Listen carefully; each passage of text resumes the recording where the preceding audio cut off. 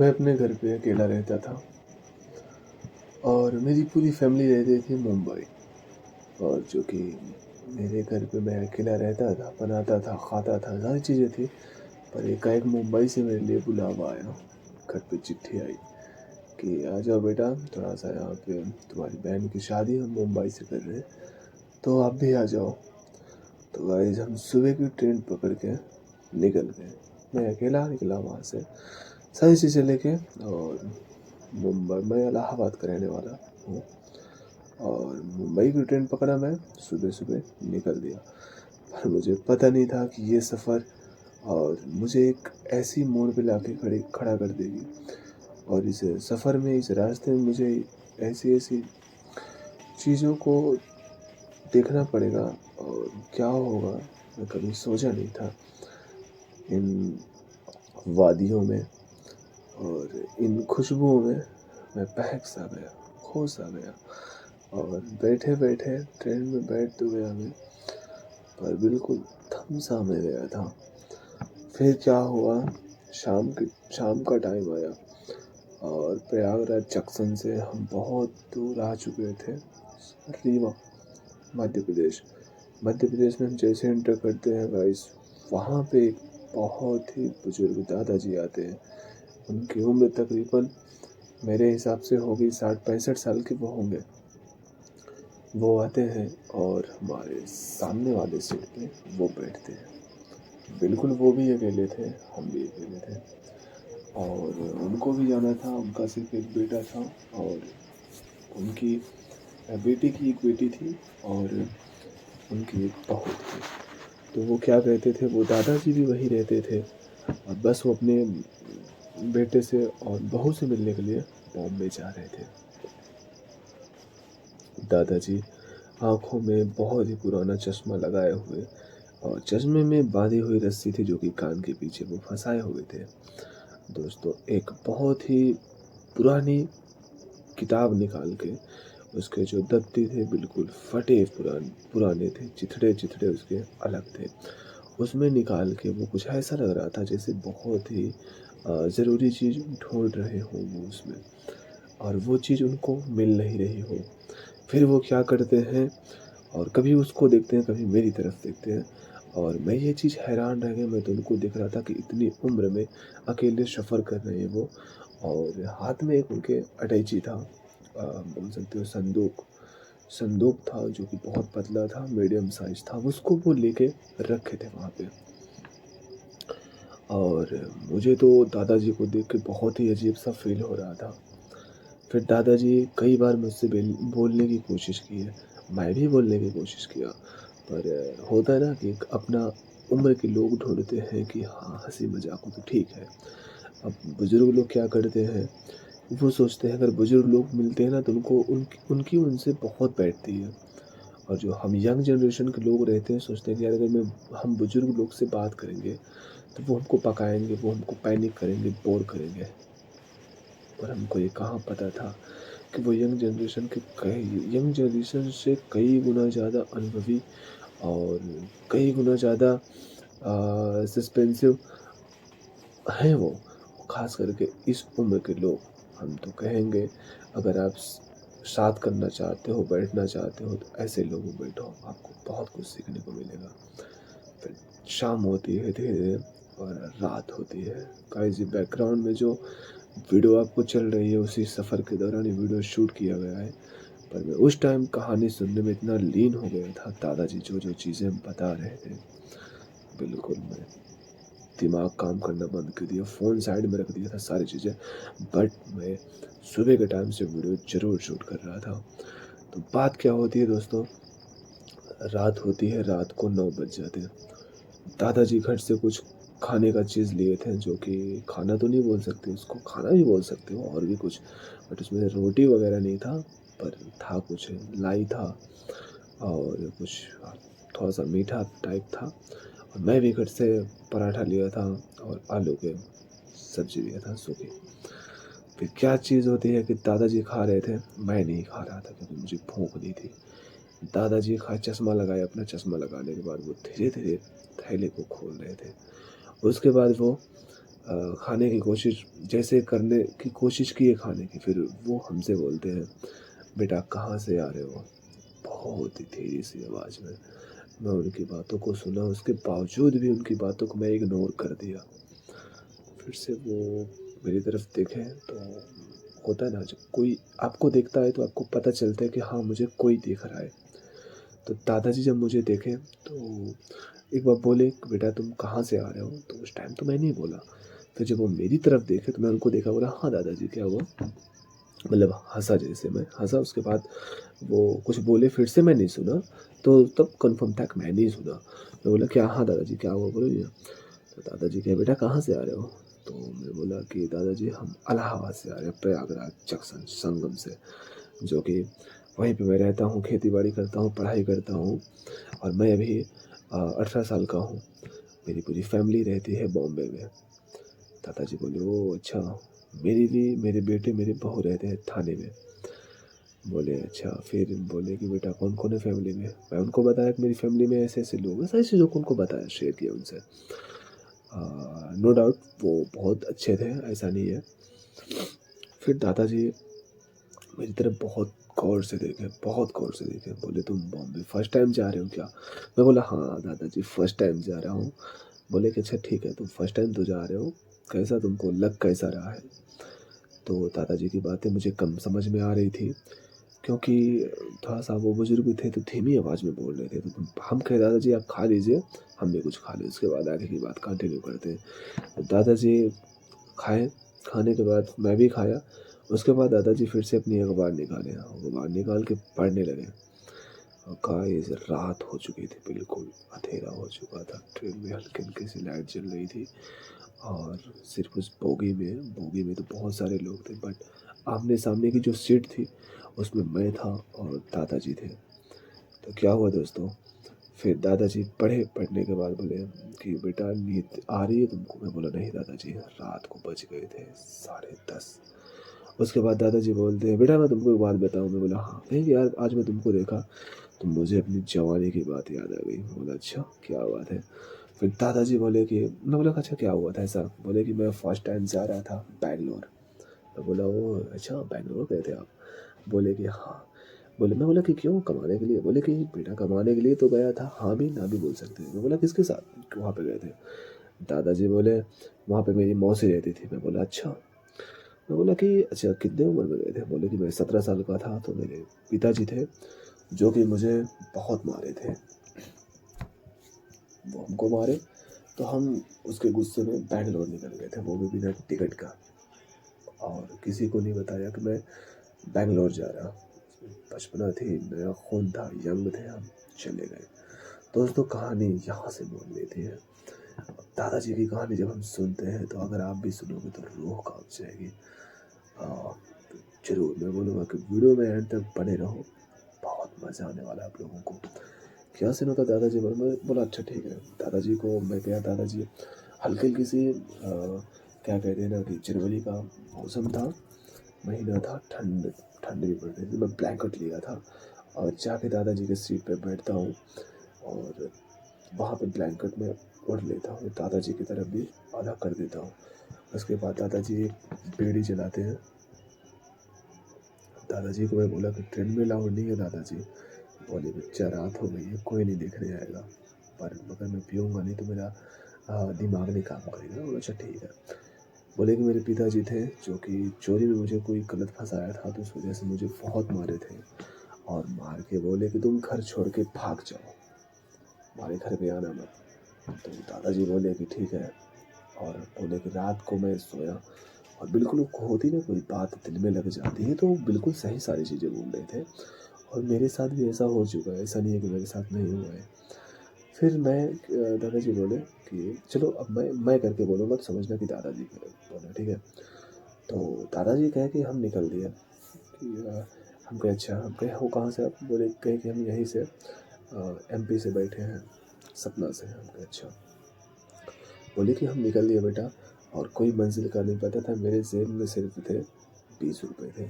हम कहे अरे भगवान, 20 रुपए में आप बैंगलोर 3 दिन का रास्ता तय करने जा रहे हो, पगला गए थे आप। दादाजी बोले मैं गया, ट्रेन में पहुंचा, और ट्रेन में जब गया तो एक दिन का रास्ता ख़त्म किया तो एक बहुत ही भयानक गुफ़ा आई, रात का टाइम था। बोले कि उस टाइम बहुत ही भयानक गुफ़ा आई और मुझे भूख इतनी लगी थी क्योंकि एक दिन तक 20 रुपये था। मैं जैसे-तैसे करके पानी खरीदा और खाना कुछ लेके ट्रेन से खाया, पाव वगैरह खाया, पर मेरे पास पैसे ख़त्म हो गए थे और मुझे से कोई कॉन्टैक्ट करने का ऑप्शन भी नहीं था। तो पूरी बहुत भयानक गुफ़ा आई और गुफ़ा से जैसे ट्रेन आगे गुज़री और जैसे मैं पीछे मुड़ के देखता हूँ तो जिस सीट में मैं बैठा था उस सीट के जस्ट आगे ही एक महिला आके बैठी थी। दादाजी बोले, मैं उसको देखा, मैं बोला कि हो सकती है कहीं से आई हो। दादाजी बोले, मैं जाके वहाँ पे बैठ गया। दादाजी बोले, जब मैं वहाँ पे बैठा तो 10 से 20 मिनट बाद में मुझसे बोलती है कि कहाँ जा रहे हो? बैंगलोर। दादाजी बोले कि मेरी बिल्कुल रूह काँप सी गई कि इसको कैसे पता कि मैं बैंगलोर जा रहा हूँ। उसके बाद दादाजी बोलते हैं कि हाँ, मैं बैंगलोर जा रहा। आप कहाँ जा रही हैं? बोले कि मेरा कोई रास्ते का ठिकाना नहीं है और मेरा कोई रहने का भी ठिकाना नहीं है, मैं कहाँ जाऊँगी कहाँ नहीं। दादाजी बोले, ऐसे कैसे?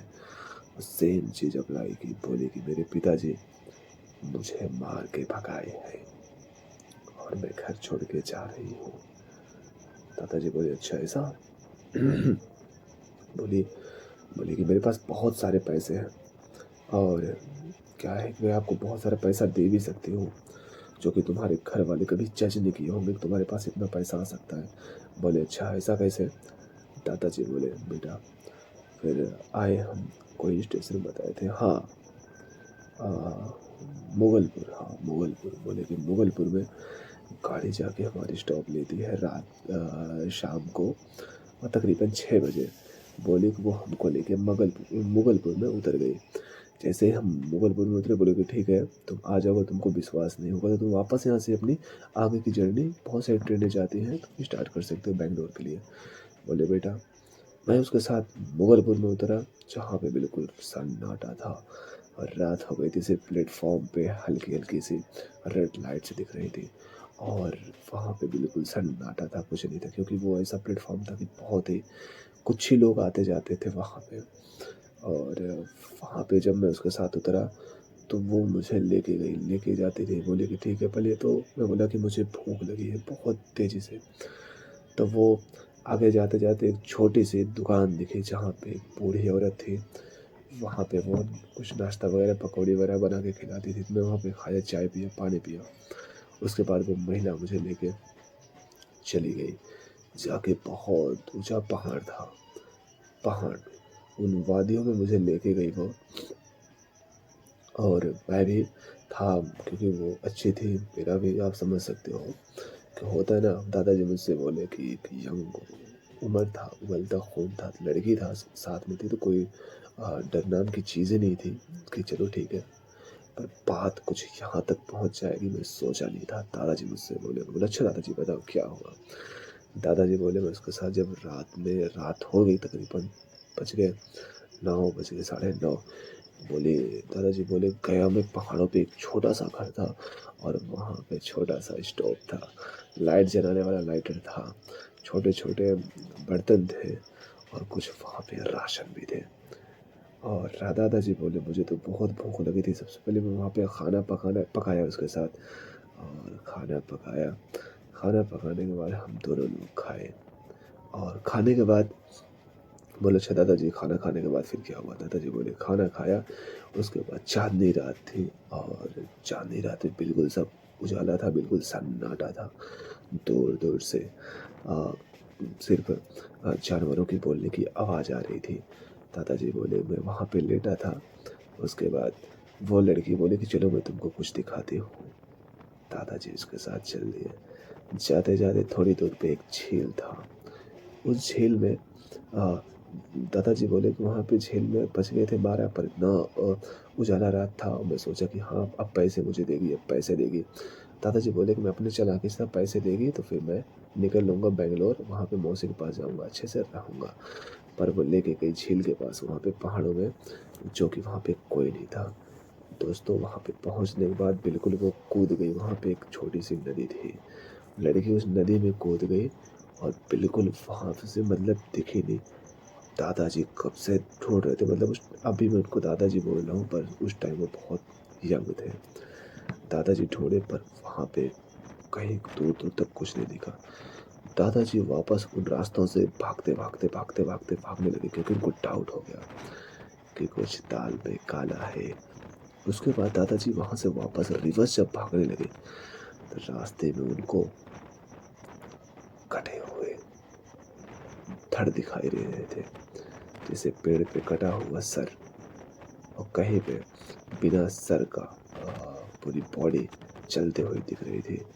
उसके बाद दादाजी इतनी तेज़ी से चिल्लाते हुए भाग रहे थे, बोले बेटा मैं इतनी तेज़ी से भागा जैसे मेरे अंदर बहुत ज़्यादा पावर है, कुछ आ गई है।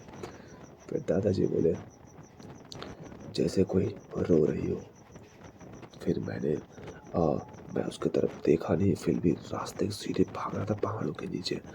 और दादाजी बोले कि ऐसा लग रहा था जैसे मुझे कोई बोल रही है कि वापस आ जा, मैं तेरा वेट कर रही हूँ, वापस आ जा। पर दोस्तों, दादाजी बोले ना कि मैं जवानी की भले ही वो उमंग थी, पर अंदर से इतना मैं काँप गया था कि शायद अगर मैं पीछे मुड़ के देख लेता तो मर जाता। दादाजी बोले कि मैं उसी रफ्तार से सीधे भागता रहा, मुझे रास्ते का बिल्कुल पता नहीं था। और ऐसा भागा, भागता रहा, तकरीबन मैं आधे घंटे तक भागता रहा, मुझे पता ही नहीं चला। दादाजी बोले टाइम एक एक समय ऐसा आया कि जहाँ पे मुझे 2 छोटी-सी लाइट दिख रही थी। मतलब बोले तो छोटा-सा जैसे आग जलता है ना, उस टाइप का उजाला दिख रहा था। अब दोस्तों, हम लोगों का ट्रेन चली जा रही थी, रास्ता गुजरा जा रहा था बिल्कुल, पर हमको पता नहीं था कि हम कहाँ से कहाँ चले, और मैं दादाजी की बातों में इतना खो गया था कि मुझे खुद का भी ध्यान नहीं था। दादाजी बोले जब मैं उस लाइट के पास, उस आग के पास पहुँचा, तो वहाँ देखा एक शमशान थी, जलती हुई चिता थी। दादाजी बोले मैं तो बिल्कुल वहाँ पे बेटा अचंभों में पड़ गया कि मैं कहाँ से था, कहाँ आ गया। बोले कि मैं एक जलती हुई चिता के पास पहुँचा, जो कि कब्रिस्तान थी। उस कब्रिस्तान में एक छोटा-सा घर था, जो कि उसमें कुत्ता था, उसकी भौंकने की आवाज़ आ रही थी। दादाजी बोले मैं वापस फिर से जंगलों की तरफ भागा, क्योंकि रास्ते में जंगल था। बोले कि वो लड़की मुझे ऐसी जगह लेके आई थी कि शायद वहाँ से मेरी रूह भी नहीं निकल सकती थी। दादाजी बोले बेटा, फिर मैं उस जंगल में भागा। जंगल में भागते मैं एक चट्टान पे पहुँचा, और चट्टान पहुँचा। वहाँ पे पहुँचने के बाद मेरे हाथ पैर बिल्कुल जवाब दे दिए थे, प्यास बहुत ज़ोरों से लगी थी। मैं वहाँ पे बैठा ही था, तब तक ऐसा लगा जैसे मेरे ऊपर कोई बहुत तेज़ी से अटैक किया, मेरे ऊपर बहुत तेज़ी से कोई कूदा। और बेटा, जिस टाइम वो कूदी, मैं चट्टान से बिल्कुल नीचे गिरा, और नीचे गिरने के बाद मुझे पता ही नहीं चला कि मैं कहाँ हूँ। आज भी तुम जाके मेरे वहाँ पे देखोगे, तो मेरी अस्थियाँ तुमको वहाँ पे मिलेंगी। हो सकता है या हाथ की एक हड्डी या पैर की एक हड्डी तुमको ज़रूर वहाँ पे मिलेगी। दोस्तों, ये बात तो सुन के मेरे मेरे नीचे से वो जो सीट कवर था वो बिल्कुल खिसक गया। मैं बोला दादाजी ये बात क्या कर रहे हो आप? बोले बेटा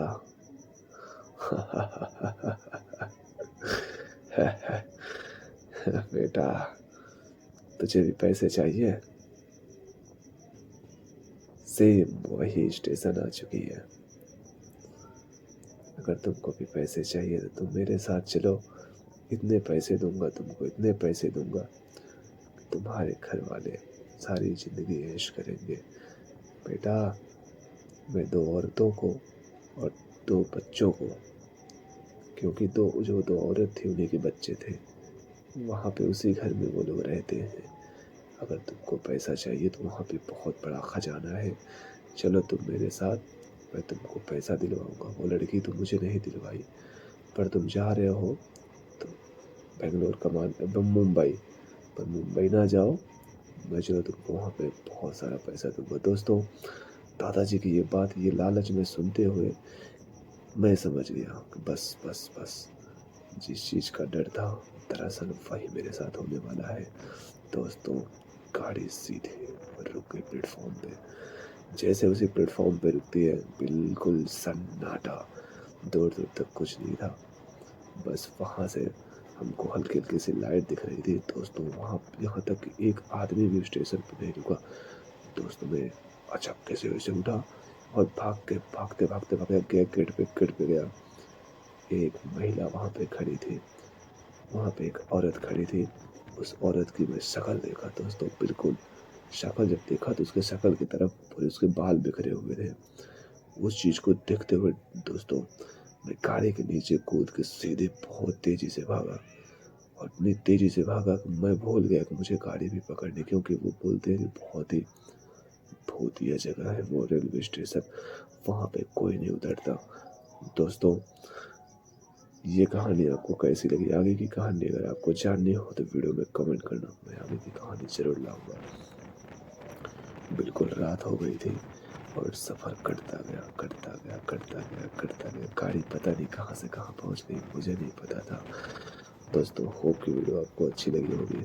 अगर ये कहानी आपको और भी आगे की जाननी है कि आगे क्या हुआ, मैं कहाँ गया, कहाँ नहीं गया, तो ज़रूर आप कमेंट करेंगे तो मैं आपके डिमांड पे वीडियो ज़रूर लाऊँगा। बाकी मेरा नाम है सनी पांडे और अभी तक आप देख रहे थे आपका अपना यूट्यूब चैनल जिसका नाम है एक सनी ब्लॉग। मिलते हैं कभी नेक्स्ट वीडियो में। बाय।